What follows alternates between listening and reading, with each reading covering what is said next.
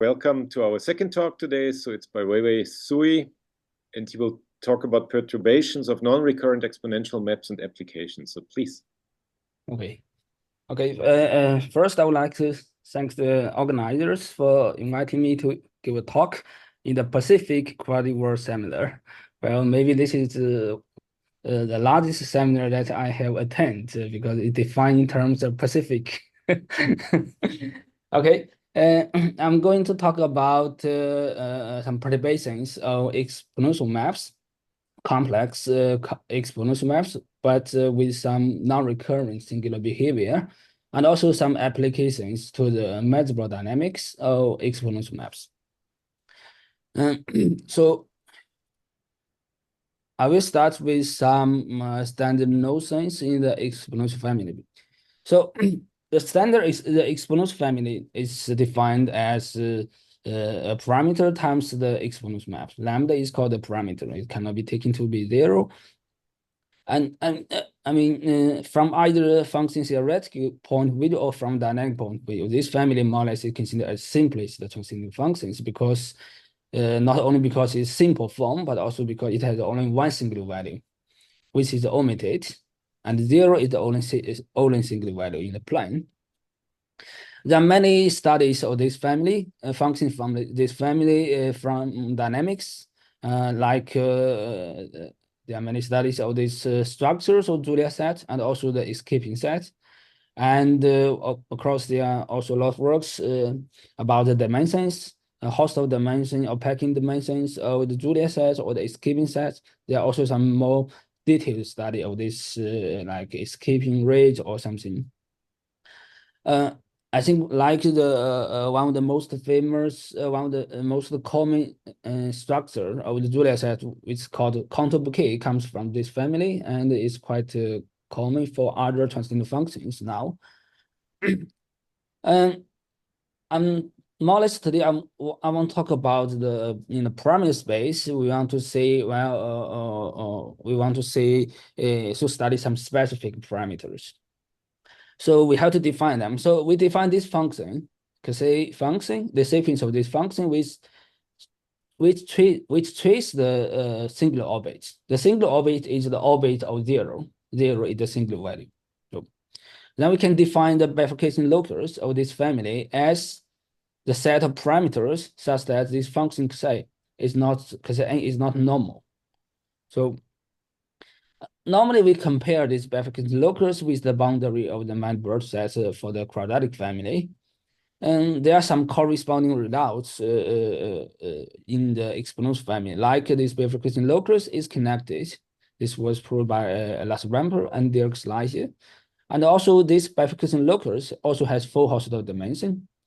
More or less, this is the analog of the result of the famous results of Sisukova about the boundary of the Mandelbrot set. And there are also some more recent results. It says that if you have a parameter in the bifurcation locus, or if you have non-hyperbolic, if you have non-hyperbolic exponential map, then the lower the of exponent as the single value is not negative.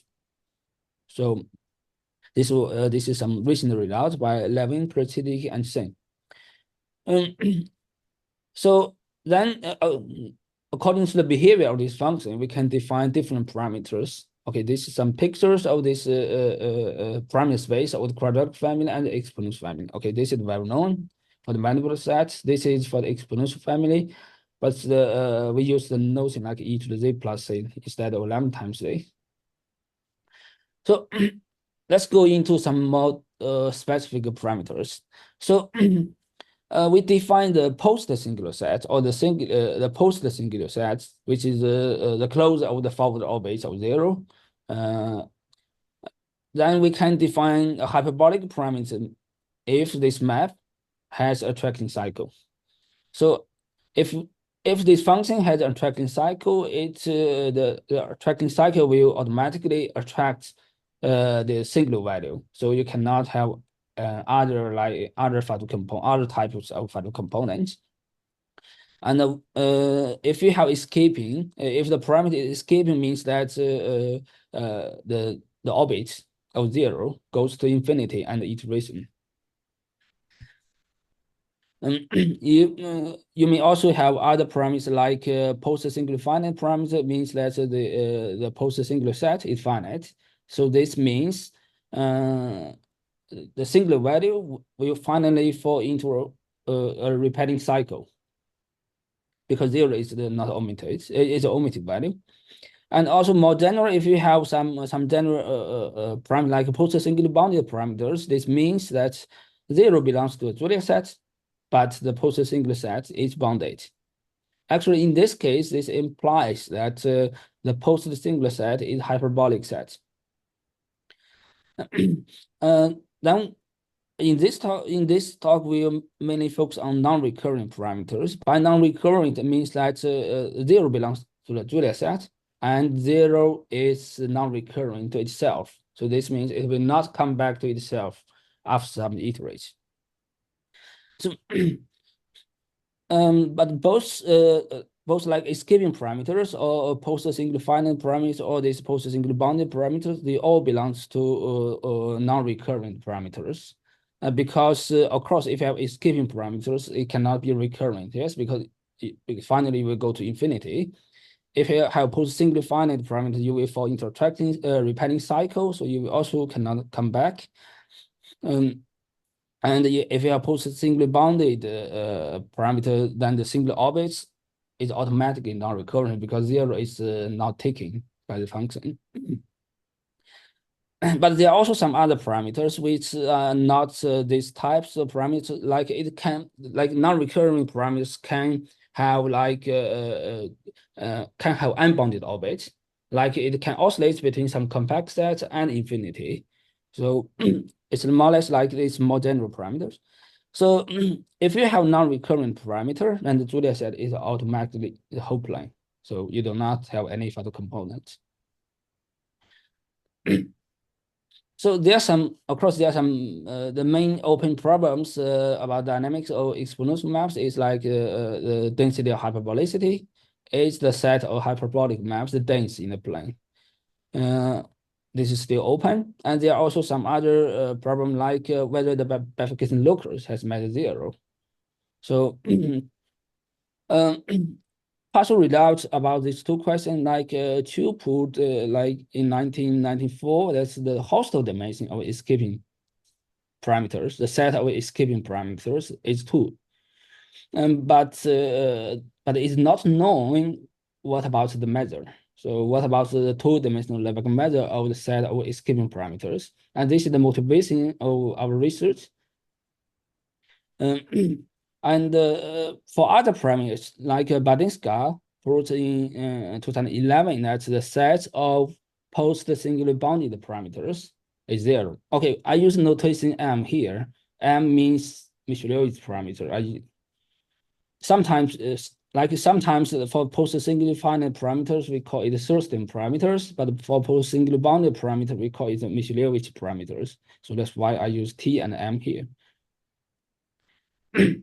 And about the hyperbolic approximation, Devini already put that a standard exponential map. This means when lambda is 1, e to the z can be approximated by hyperbolic maps. You can always find hyperbolic maps around this parameter, arbitrarily close.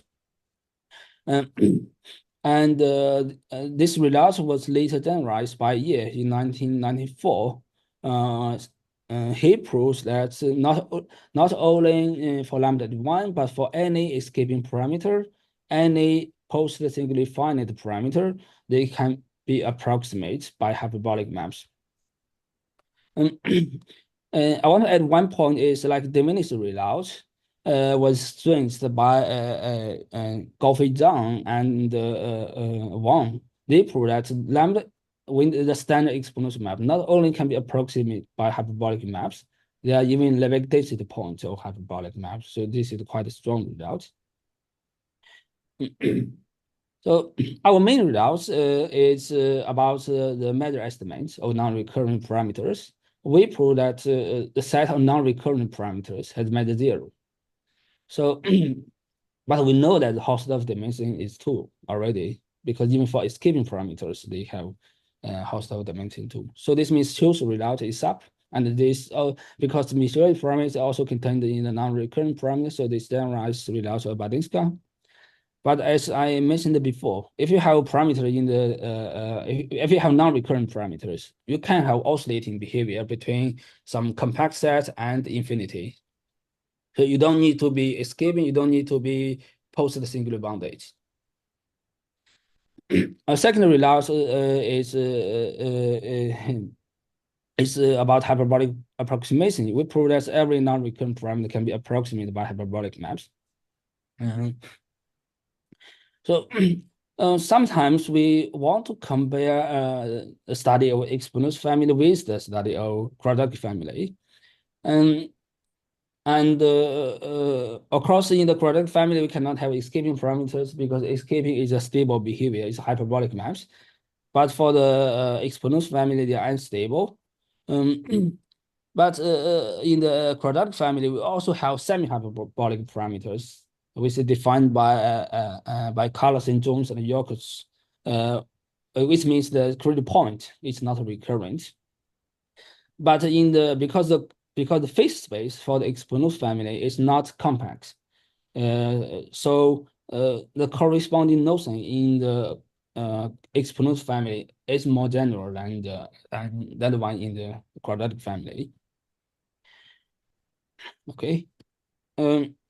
So I want to show you how to prove this result. There are some ingredients on how to process. The first is about expansion. Non-recurrent maps, exponential maps, more or less can be considered as like a non-uniform hyperbolic maps. So they have some expansion along the singular orbits, but of course not on the whole Julia set. So there are some expansion along the single orbit non-recurrent maps, but we want to do some measure estimates in the parameter space. But then the first thing is we do this in the phase space and take it back and pull it back to the parameter space. Then we need some tools to build a connection between the phase and parameter space. So then we need to transfer measure estimates from phase space to a parameter space, and we need to compare the virtual growth. So then here we will use a transversality result to build a connection between these two spaces. Of course, to do measure estimates, the key ingredients about distortion, so you cannot lose a lot of distortion. So more specifically, so we start with the non-recurrent parameters. We want to show that the set of such parameters has meta 0. Let lambda naught be a non-recurrent parameter, and we consider this function we defined before, which tracks single orbit. We consider parameter disk around the starting parameter with non-recurrent, and we track all the single orbits for all the parameters in this parameter disk simultaneously. So we know that the initial pieces of the singular orbits are very close for all the parameters, simply because continuity, as long as you take this disk small enough, they will be close. But afterwards, they will have to separate because of the expansion of your starting map on the singular orbit. So if they expand, then we hope that they will reach to a certain size, for which we call large scale. They will reach a certain size, but this is not enough. It can be distorted a lot. So during the way, we need to control distortion, and we use a phase parameter relation to make sure that the image of this disk under this map is still almost the disk. So you have very good distortion control. But as long as you reach large scale, then to find either to do the measure estimates or to find hyperbolic maps around this non-recurrent parameter is not difficult anymore, because we can use the Blois property of Julia set, which tells that any compact set which does not contain 0 can be covered by an open set, which intersects with the Julia set within a finite number of iterates. If we can do this, then we can pull back to a parameter space to find a certain portion of non-recurrent parameters which are more or less not delta non-recurrent. Delta non-recurrent is like it is non-recurrent, but non-recurrent to a disk of radius delta. So I will give the precise definition later on. So well, this is the strategy or the proof. So the key point is we make sure this disk, primary disk, will go to large scale and this map N. So this is the key point. So the first is about expansion. Expansion is a result by Benini from 2015. And she proves that if you have non-recurrent parameters, then the map is uniformly expanding on the post-singular set. So this means you can construct a holomorphic motion on the post-singular set. Of course, if you have uniform expansion, by uniform expansion, I mean the derivative along the singular orbit grows at least exponentially. So this means this parameter is summable. Summable means that this series converge. So uniform expansion, we can find the neighborhood of the post-singular set, such that, and also we can construct the holomorphic motion. But actually, we can do a bit more. We can prove that this holomorphic motion is more or less have some Lebesgue estimates in terms of parameter. So if we have a expansion that we can do distortion estimates. So this is our this is the singular orbit for the parameter lambda, and this is the holomorphic motion of this singular orbit. So normally, if the map is not structurally stable, these two things cannot coincide. So, but we prove that if the singular orbit and its holomorphic motion stays close within the neighborhood of expansion of the singular orbit for the starting map, then you have very good distortion Q2. So it tells that for any two parameters in the starting in the primary disk around lambda naught, if the singular orbit and its holomorphic motion belongs to this neighborhood of expansion and they stay close to each other, then okay, they stay close, very close up to some time n. Then all the way up to this time, you have very good distortion Q2. So this means for different parameters along the singular orbit, the derivative growth is almost the same. But this derivative estimate is in the phase space. It's not in the parameter space. So we need to transfer this estimate here in the phase space back to the parameter space, so we can have some estimates about the derivatives of this Kasei function. So excuse me, can you go back one more slide? Where do you get the holomorphic motion? I only get this on the post-singular set. But are they moving independently? Do they not? They don't collide? I mean, non-regular parameters are not stable. Normally, they don't coincide. This is like a transversality result, right? So if they coincide, if this post-singular set moves holomorphically to another post-singular set, then they should be stable. For if this it's true for all the parameters. They never land on a periodic point. Sorry? The singular orbit never land on the periodic point in the neighborhood.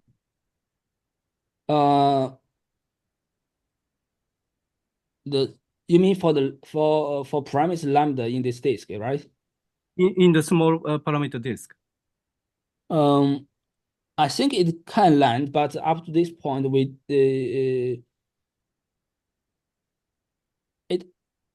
you're saying that if you can find some like post-singular finite parameters in this disk.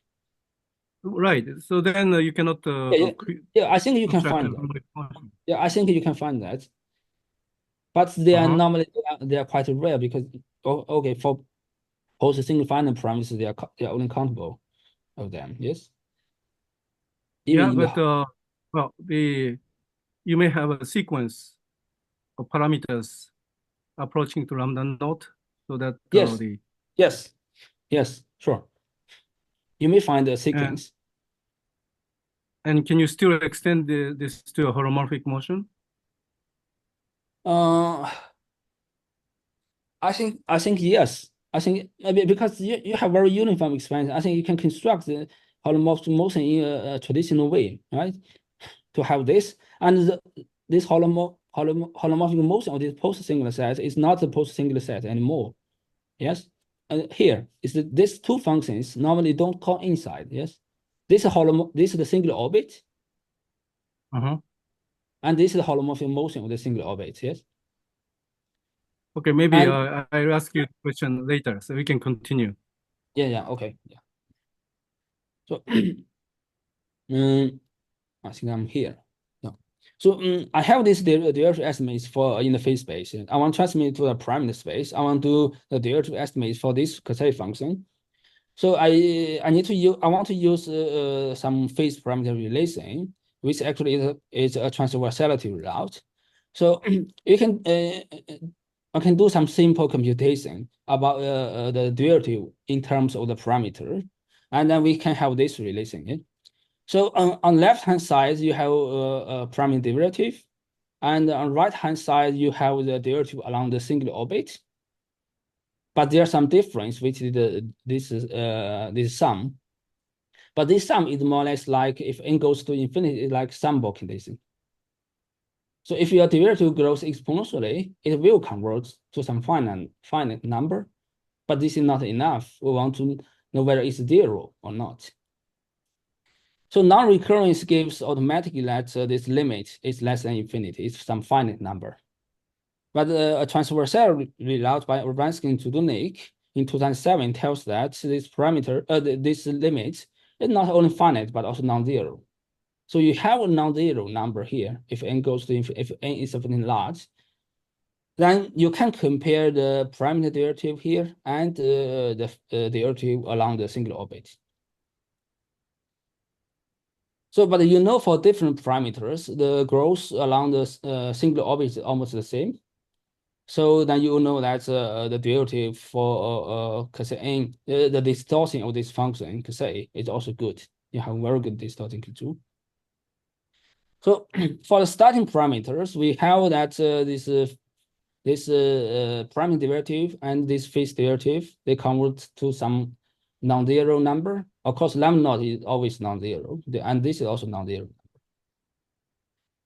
So then we can claim that this relation is true up to some time for all the parameters in this parameter disk. So this means, I mean, across this limit cannot be true for all the parameters, but it is true for all the parameters only up to some time. So this means you can find some time up to some time, then this relation holds. So in something, it tells that the parameter derivative and the phase derivative are almost the same up to some constant. We know that this grows exponentially, and the distortion is also good. So then we know that this Kasei function have good distortion control. But of course, everything happens only in the neighborhood of the post-singular orbit for the starting map. So for any two parameters in the parameter disk, as long as the singular orbit and its holomorphic motion still stays inside and do not separate yet, then we have distortion control of this thing. So this is the key lemma. Because with this lemma, we can transfer estimates from the phase space back to the parameter space. Yeah. So this means we can find some number S, which is independent of this, independent of R, independent of N, such that for any R small, sufficiently small, you can find a time N, which depends on R, of course, such that the image of this parameter disk and this map is still contained in the neighborhood and also but grows to some size to the size S already, but also with good distortion because this function is good. So then we can do the measure estimates. So we define a direct non-recurrent map means that the post-singular sets will not return to a disk or a radius delta around the singular value. then across along as we have this notion, you can estimate the density, the Lebesgue density of direct non-recurrent parameters in this parameter disk. It is definitely less than 1 because as long as you reach large scale, you can use blow-up property of the Julia set to hit the disk or radius, to hit this disk. Of course, if this happens, you pull back to a parameter space. So this means you can find a definite portion of parameters in the in D lambda node R, such that these parameters are not direct non-recurrent. So this means that the density of such parameters is strictly less than 1.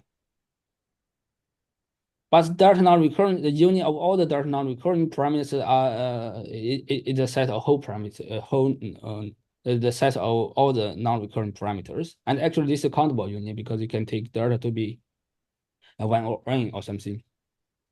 Then we get the theorem which tells that the set of non-recurrent parameters has measure 0.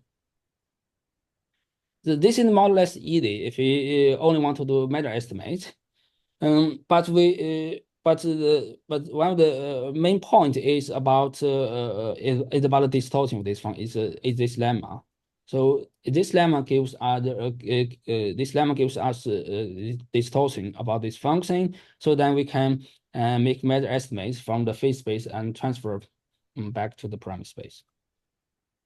But we also want to find non-recurrent. We also want to find hyperbolic parameters around which are arbitrarily close to the non-recurrent parameters. Of course, our starting point is lemma again. So we have non-recurrent parameter. We know that there's some time for every R such that this image goes to the large scale and still have bounded distortion. So now we want to find the hyperbolic parameters. What do? We have two points. The first is the blow-up property of Julia set. So this set we denote by V is the image of this parameter disk and this map n, say n. Okay? This is in the phase space. Then we know that by the blow-up property Julia set, then we can find some time in tilde, find a number such that the image of this one will cover this disk, the DZ11, where Z1 is chosen to lie on the horizontal line. This is the horizontal line L. It tells this L is chosen such that if you have a point on the line on the right half plane, you consider the image of this point. It will go further right. It will not come back to the left. So you have this set. This disk is covered by this set, and then we use like a teasing argument. So the point we use this teasing argument because the thing is we want to create a tracking cycle. We want to find hyperbolic maps. This means we want to create a tracking cycle. Then the tracking cycle will attract this singular point, a singular value. But to create a tracking cycle, we need more or less something like we have a disk around 0, the singular value, which is finally mapped into itself by many iterates, compactly contained inside. And this means there's a tracking cycle. But this process needs the derivative estimates along the singular orbits. But we know that for the exponential map, the derivative growth is more or less depends on the real part. If the real part is small, then the derivative growth is also small. But when we use the blow-up property of Julia set, we know this V is still we know this set V, which is in some position, yes. But we don't know what is this. I mean, this means before we cover this disk, it may happen that this set V already goes to very far to the right, and then come back to cover this disk around Z1. So this means the maximum derivative is taking in the middle. It's taking at the point where the real part is large. So we want to make sure that we want the maximal real part. The maximum real part happens at the point where the the maximum real part happens at the point where we have largest real parts and largest derivative. So we want to test this orbit. I mean, from 0 to n tilde, we want to test this orbit. So we need to map to the further right step by step. So we find this line. Then we continue to iterate. We continue to iterate this disk. We know that if you go if you take a square, the image is like annulus or part of the annulus on the right. So we consider sequence of points, zk, and each point all the points belong to this horizontal line, but the real part is getting larger because if you take a point on this line, the image is very large and the real part grows exponentially. So from we only need to do like p times. By this I mean that the real part of z2 is much bigger than z1. The real part of z3 is much bigger than z2, up to the point where we get the point zp, such that the real part is the maximum real part all the way. Okay, I think here it's wrong. It's not only n, but n plus n tilde, I think. So then we can choose the point which is zp plus 1, which on pi I translate all this line, but point on this line, they will be mapped to the left half plane. So by covering this point, we can get like we get something like we have a disk around the 0, which finally go to this set, and then step by step go for the right to this point to a disk around zp, and then the next step you will go to zp plus 1, which is still on the right half plane. But then if you iterate one more time, because this point on this horizontal line, it will go to some left half plane. The real part is really small. And then you iterate one more time, it will go to 0. It will go to a point which is very close to 0. So in this sense, we create a tracking cycle. So you have a disk around 0, which goes along with the singular orbit of starting parameters. Then you have some freedom to cover some disk, a sequence of disk to the right, and then suddenly you go to the left half plane, and then you will go to 0 with one more iterate. So this means this set after iterate will cover disk in zp plus 1. And then if you pull back this one by this Cassette function, then we claim that these parameters are hyperbolic because if you take this disk and pull it back and map it forward by 2 more iterates, okay, this point is on the this disk is on the right half plane. It's d f lambda n times n plus n tilde plus p, and it's contained in the right half plane. You map it 2 more iterates. Within 2 more iterates, it will go to very close. It will go to a set which is very close to 0. So it is contained in this set. But if you pull it back along this orbit, then it contains some disk, which is much larger. This disk, which is much larger than this one. So this means that we can find some sets around 0, some disk around 0, which finally map it into itself and it compactly contained inside. So this means there's a tracking cycle inside. And this means this parameter is hyperbolic. So in this way, we can find a hyperbolic parameter. Actually, not only one hyperbolic, but a definite portion of hyperbolic parameters around this around this non-recurrent parameter. Okay, I also want to discuss some applications to the dynamics, to the measurable dynamics of exponential maps. By application, I mean that I use some use this perturbation technique to get some exponential maps with some measurable properties. So we are only concerned with only two properties. The first one is ergodic. By this, I mean that any invariant set has either zero measure or full measure. All these recurrent properties. Here are called dynamic recurrent to make a distinction from these non-recurrent maps. We see this map is non-recurrent. It's dynamically recurrent, means that any positive measure set will return to itself infinitely many times. Some previous results, it's Lebesgue proved in 1985. That's a standard exponential map. It's not ergodic. And both Lebesgue and Reis proves that this map is also not recurrent. So it's not recurrent, it's not ergodic. And this result, the second result about recurrence was later generalized by Urbanski and Trudnik to some exponential maps which satisfy sector condition.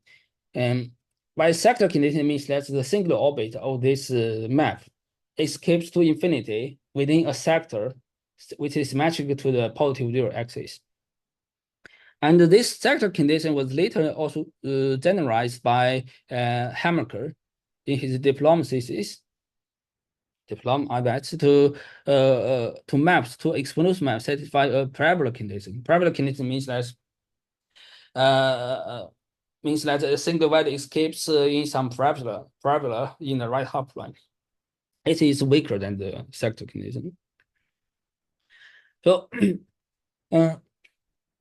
all the maps considered in the previous results are escaping exponential maps. Moreover, the single value escapes to infinity extremely fast, so at iterated exponential speed.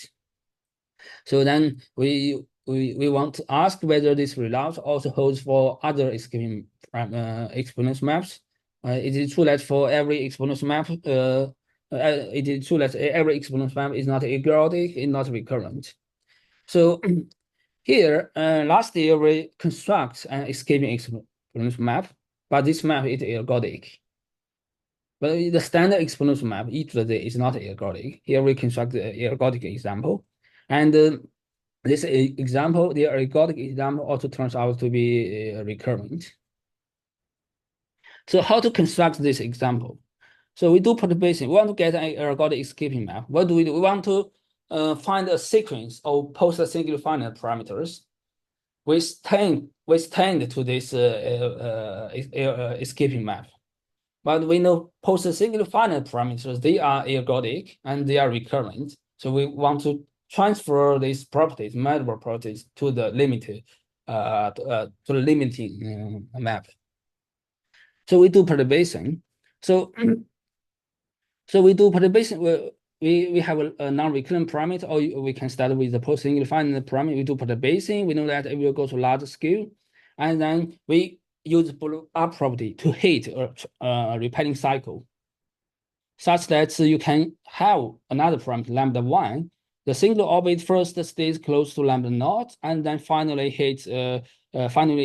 fall into a repeating cycle. But the repeating cycle lies in some strip between like x0 and x1.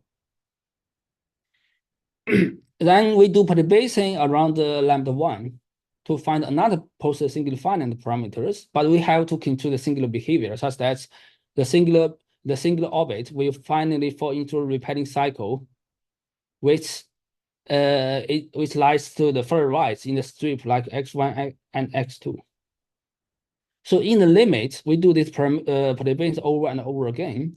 We will have an escaping exponential map such that singular orbits first go close to some repeating cycle and stays there for a long time, and then move to another repeating cycle and stay there for a long time, and so forth. So this means this map is escaping, but actually not fast. It's very slow.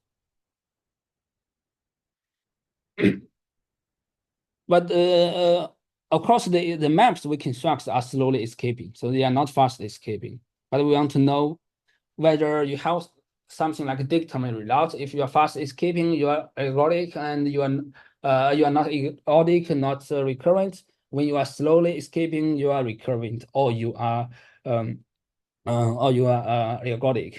But the answer is also no. For slowly escaping exponential maps, you cannot have some uniform properties.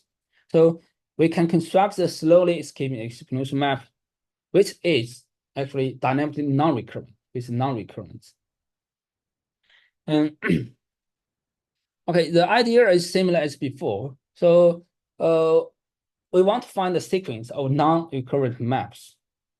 To use these maps to approximate a slowly escaping exponential map, and then transfer the non-recurrence property, to this slowly escaping map.